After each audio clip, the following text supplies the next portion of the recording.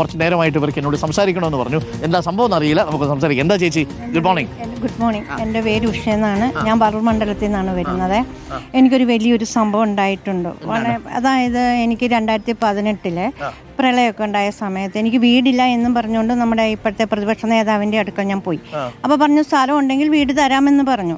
അപ്പോൾ അതിൻ്റെ വെളിച്ചത്തിൽ ഞാൻ ഒരുപാട് പേരെ സമീപിക്കുകയും സ്ഥലം കിട്ടാൻ വന്നു കഴിഞ്ഞപ്പോൾ കുറേ നാൾ നമ്മൾ ശ്രമിച്ചതിന് ശേഷം നമുക്കൊരാൾ സ്ഥലം തരികയും ചെയ്തു. അതായത് സ്ഥലമുണ്ട് എന്ന് നമുക്കിപ്പോൾ പറയാൻ പറ്റുന്നില്ല.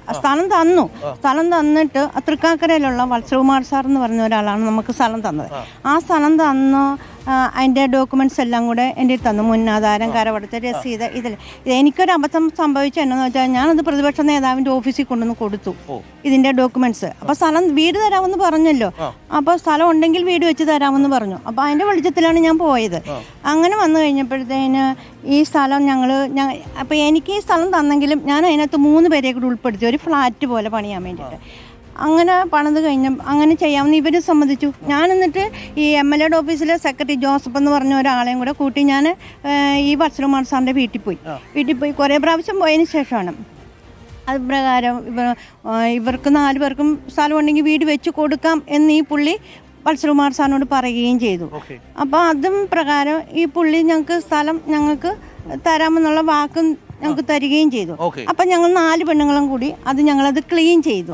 ഈ പറമ്പ് മൊത്തം ക്ലീൻ ചെയ്തിട്ട് ഒരു മൂലവശം ഞങ്ങളത് സർവേക്കല്ലൊക്കെ ഇട്ട് അളന്നു എല്ലാം ഉണ്ട്. അപ്പോൾ ഈ വഴിയുടെ ഒരു പ്രശ്നം വന്നുകൊണ്ട് അവിടെ എന്തോ ഒരു പ്രശ്നം വന്നുകൊണ്ട് ആ സ്ഥലം ഞങ്ങളുടെ കയ്യിൽ നിന്ന് പോയിട്ട് വത്സകുമാർ സാറ് സ്വന്തം കാശാല് 12 ലക്ഷം രൂപ മുടക്കി ഞങ്ങൾക്ക് പറയാട്, അതായത് പറവൂർ തന്നെ പറയാടെന്ന് പറഞ്ഞ സ്ഥലത്ത് ഞങ്ങൾക്ക് സ്ഥലം തന്നപ്പോഴത്തേന് ഈ പല്ലന്തുരത്തിലുള്ള കുറച്ച് കോൺഗ്രസ് ആൾക്കാരുണ്ട്, കോൺഗ്രസ് നേതാക്കൾ, മുൻ പഞ്ചായത്ത് പ്രസിഡന്റ്, അവരെല്ലാവരും കൂടെ ചെന്ന് വത്സകുമാർ സാറിൻ്റെ വീട്ടിൽ തൃക്കാക്കര ചെന്ന് കഴിഞ്ഞപ്പോഴത്തേന് അന്നേരം തന്നെ എന്നോട് ആൾക്കാർ പറഞ്ഞു, ചേച്ചി ഇന്നപോലെ അവരും അങ്ങോട്ട് പോയിട്ടുണ്ടല്ലോ. അപ്പം ഞാൻ അരുണ ചേച്ചിയോട് ചോദിച്ചു, എന്താ അരുണ ചേച്ചി എന്നോട്? ചുരുക്കത്തിൽ നിങ്ങൾക്ക് ആ സ്ഥലത്ത് വീട് വയ്ക്കാൻ പറ്റിയിട്ടില്ല. അവിടെ ഇപ്പൊ കല്ല് വസ്തു പുനർജനിയുടെ പേരിൽ എഴുതിയെടുത്തു. ഒരു രാഷ്ട്രീയ നേതാക്കന്മാരോ ഒരു രാഷ്ട്രീയ ഇടപെടലോ ഇല്ലാതെ പോയി ചെന്ന് വാങ്ങിച്ച ഒരു സ്ഥലമാണ്. ഞാൻ പോയി അത് ശരിക്കും നിങ്ങൾ വത്സകുമാറിന്റെ സ്ഥലമാണോ?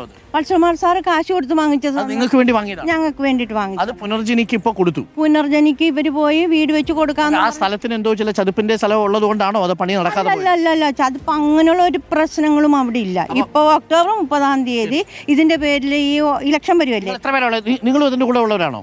അല്ല, പറവൂർന്ന് വന്നവരാണ്. പറവൂര് 25 വർഷമായിട്ട് നമ്മൾ ഈ കാണുന്ന ഒരു വികസനം അവിടെ നടന്നിട്ടില്ല. അതെ, ഈ യഥാർത്ഥത്തിൽ ഇദ്ദേഹത്തിന് ഈ വത്സകുമാർ എന്ന് പറഞ്ഞ വ്യക്തി ഈ ചേച്ചിയുടെ ഒരു അവസ്ഥ കണ്ടിട്ട് പുള്ളിക്കാരിക്ക് സ്ഥലം കൊടുക്കുകയാണ്.